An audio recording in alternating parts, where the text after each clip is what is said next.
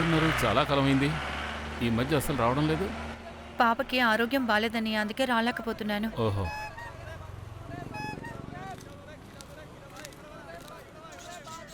అరే జానకి, కృప, ఏంటి ఇటువైపు? భలే ఉంది. నాకు జాబ్ దొరికింది తెలుసా? నాకు అవునా? మాత్రమే కాదు, మన రాజీకి కూడా గవర్నమెంట్ జాబ్ దొరికింది. ఆహా. ఇంకొంతమంది కూడా దొరికింది. నువ్వు కూడా రాసుంటే నీకు ఖచ్చితంగా దొరుకుంటేది. ఆ తర్వాత తెలిసింది నీకు పెళ్లి కూడా జరిగిందని. ఎవరికి తెలియకుండా లవ్ చేసావుగా. అయినా ఇంత త్వరగా పెళ్లి చేసుకోకుండా ఉండాల్సింది. నువ్వు బాగా చదువుకునే అమ్మాయి కదా, అన్ని పూర్తయిన తర్వాత చేసుకోవాల్సింది. పాతవన్నీ వదిలేవే. గవర్నమెంట్ శాలరీ తీసుకోవడానికి అదృష్టం కావాలి. అది నాకు లేదు. అలాంటిదేం లేదే, నువ్వు ట్రై చేసి ఉండాల్సింది. ఇంకా చిన్న వయసే కదా నీకు. లేదు కృప, ఇంట్లో చాలా పనులున్నాయే. దానికి మధ్యలో ఈ చదువు గిదువు అంతా ఈ జన్మలో జరగదే. పర్వాలేదే, ఏదో ఒక రోజు నేను అటువైపు వస్తానులే. ఇప్పుడు టైం లేదు. మరి వెళ్ళిరానా? వెళ్ళొస్తాను. సరే. బాయ్.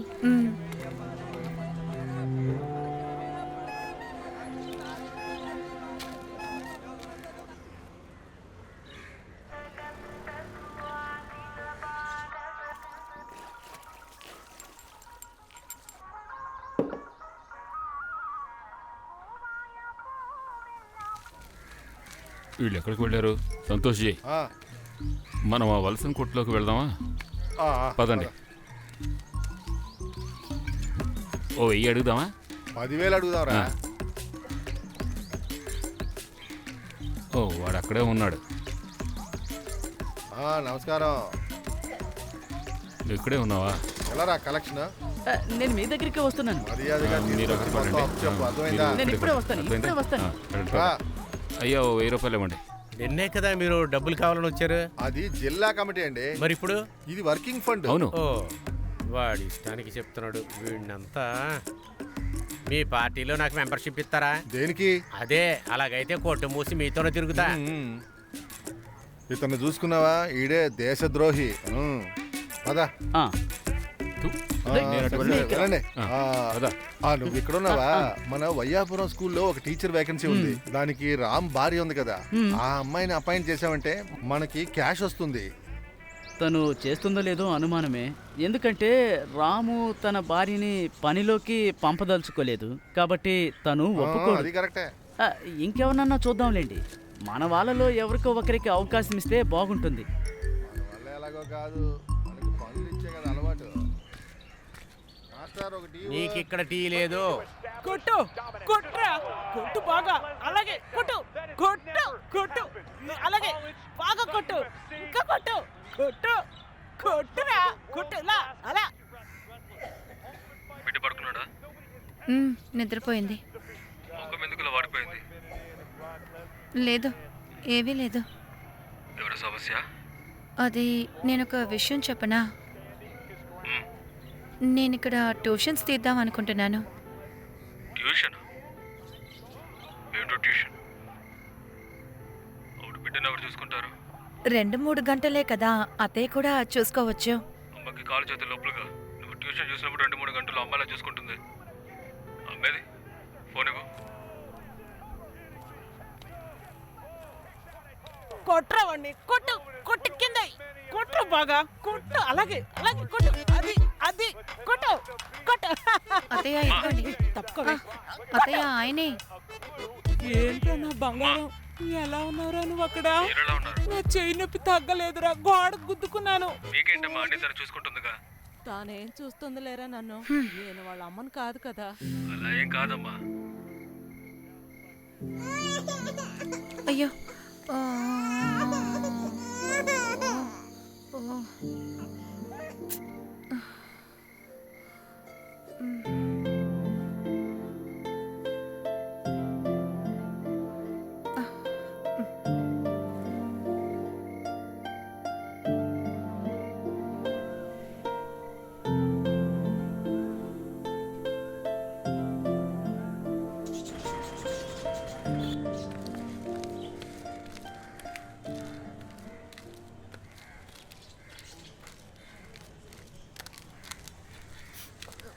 కృష్ణ, ఏమైందమ్మా?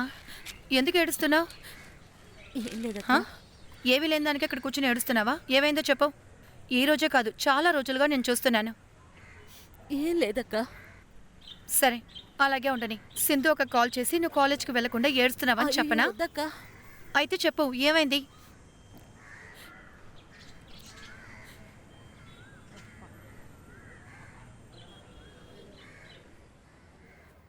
మ్యాథ్స్లో మార్కులు తక్కువైనందువల్ల అమ్మతో నేను ట్యూషన్కి వెళ్తున్నానని చెప్పాను. అమ్మ దానికి ఒప్పుకుంది. మొదట్లో ఒక నెల ఏ సమస్య లేకుండా ఉన్నింది. దాని తర్వాత ప్రాబ్లమ్స్ చెప్పడానికి నా పక్కలో వచ్చినప్పుడల్లా అతను ఒక సార్లాగా నాతో బిహేవ్ చేయలేదు. మొదట్లో నేను దాన్ని పెద్దగా పట్టించుకోలేదు. కానీ దాని తర్వాత కొంచెం కొంచెం ఎక్కువ చేశారు. ముందు ఈ విషయం అమ్మతోనే చెప్పాలనుకున్నాను, కానీ నాకు ధైర్యం చాలేదు. అలా ఉన్నప్పుడు ఎవరు లేనప్పుడు ఒకరోజు అతను నన్ను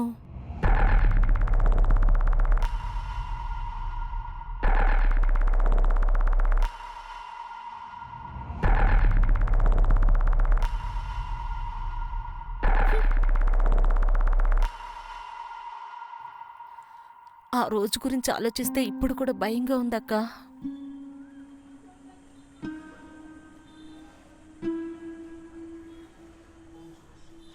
నువ్వెందుకే పిచ్చిదానిలాగా చేశావు? ఇవన్నీ అప్పుడే ఇంట్లో చెప్పుండొచ్చుగా. చెప్పినా ఏం ప్రయోజనం ఉండదక్క. మా నాన్నకి ఆయన మీద చాలా నమ్మకం. ఆ తర్వాత అమ్మ అతనితో మాట్లాడేటప్పుడు ఏ ఛ, నువ్వు అలాగంతా అనుకోకు. లేదక్క, నిజం చెప్తున్నాను. ఇప్పుడు అతను పనిచేసే కాలేజీలో నన్ను కూడా చేర్చారు. అక్కడ కూడా నా పరిస్థితి ఇదే కదా. సరే, నువ్వు ఒక పని చెయ్యి. నువ్వు ఇది ఇంట్లోనో లేకపోతే ఎవరితోనూ చెప్పద్దు. చెప్పి యూస్ కూడా లేదు. దీనికి కావాల్సిన మందు నువ్విస్తేనే చాలు.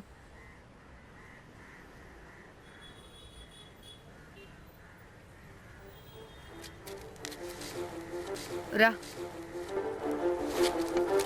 పద. ఏమే అయినా ఏదో అయినా నాకు నువ్వు కావాలి.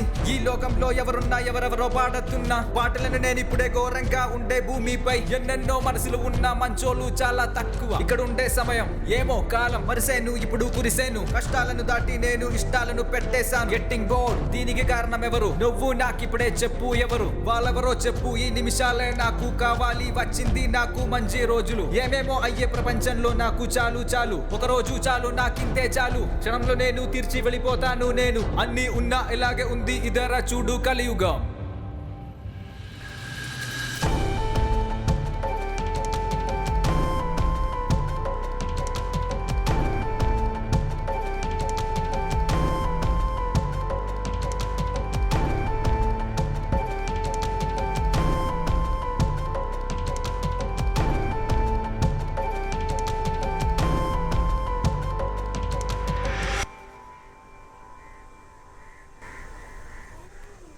ఏమ్మా, ఏంటో చెప్పండి, వినిపిస్తోంది.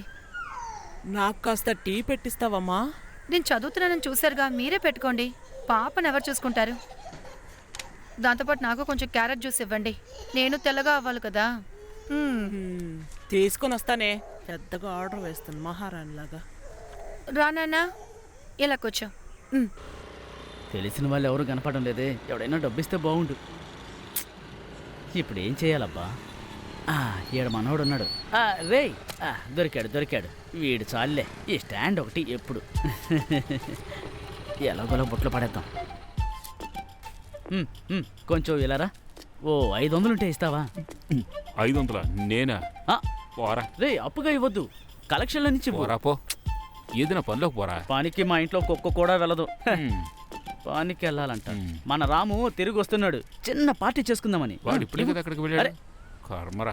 500 కదా, ఇవ్వరా ప్లీజ్. ఇవ్వవా నువ్వు? అలాగా, సాయంత్రం గుడికిరా. నీ సంగతి అప్పుడు చెప్తాను. చూద్దాంలే.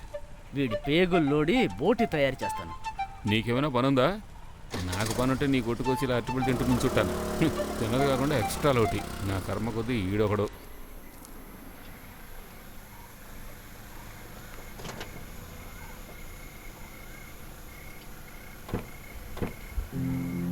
వచ్చేసావు నాన్న.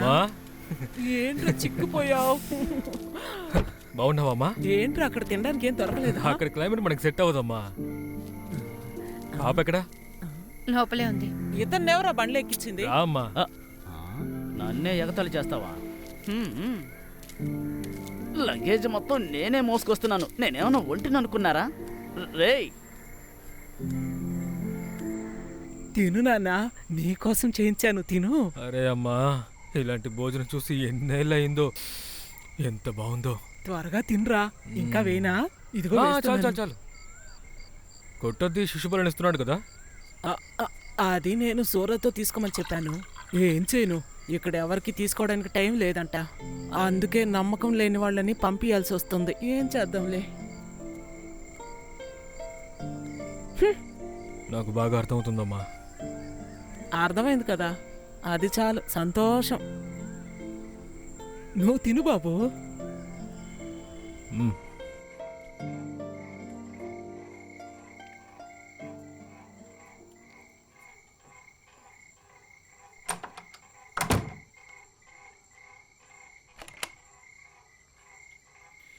ఏంటిది అమ్మ నీ గురించి కంప్లైంట్లు చెప్తుంది? మీరు ఆ కంప్లైంట్లు మాత్రమేగా వింటారు.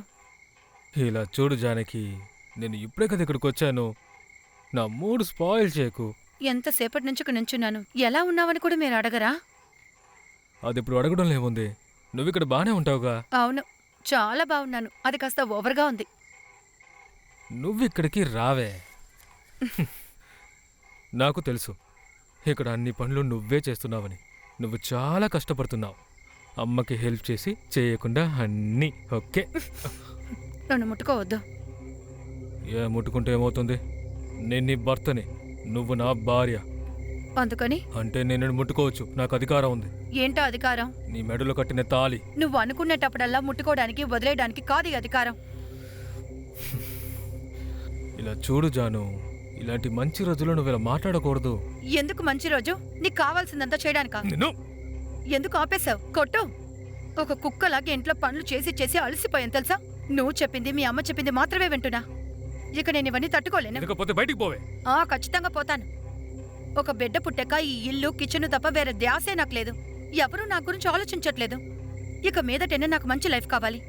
దానికి మధ్యలో ఇంకొక బిడ్డ నా వల్ల కాదు. ఇక్కడ నీ లైఫ్ కున్న ప్రాబ్లం ఏంటే? తినడానికి భోజనం, వేసుకోవడానికి బట్టలు దొరుకుతున్నాయి, అదే కదా నీ పొగరు. తిండి బట్టలు దొరికితే చాలు కదా. మరి నీకు ఇంకేం కావాలి? అంతకుమించి నువ్వు అనుకున్న పనులనే ఇక్కడ జరగవు. నాకు తెలుసు. ఇన్ని రోజులు నేను చదివిన దానికి అసలు మర్యాద లేదు కదా. లేక మీ మగవాళ్ళు మాత్రమే ఉద్యోగానికి వెళ్ళాలా? సరే, నాకేం వద్దు. నన్ను ఉద్యోగానికి వదలొద్దు. అట్లీస్ట్ నేను ఒక ట్యూషన్ తీస్తానని చెప్పినా దానికే నేను వదిలేరా? లేదు, ఓకే అని కూడా నేను చెప్పను. ఎందుకంటే ఈ కుటుంబంలో నువ్వు సంపాదించనక్కర్లేదు, నాకు నచ్చదు. ఒకళ్ళు ఉద్యోగానికి వెళ్ళడం సంపాదించడానికే కాదు. ఉద్యోగం, లైఫ్ ఇదంతా ప్రతి ఒక్కరికి కళ. మీలాంటి మగవాళ్ల వల్లే ఎంతో మంది అమ్మాయిలు ఇంకా కిచెన్లోనే పడున్నారు. ఆ గుంపులో ఒకదానిగా ఉండడం నాకు ఇష్టం లేదు. లేకపోతే మూసుకొని ఇక్కడి నుంచి బయలుదేరవే.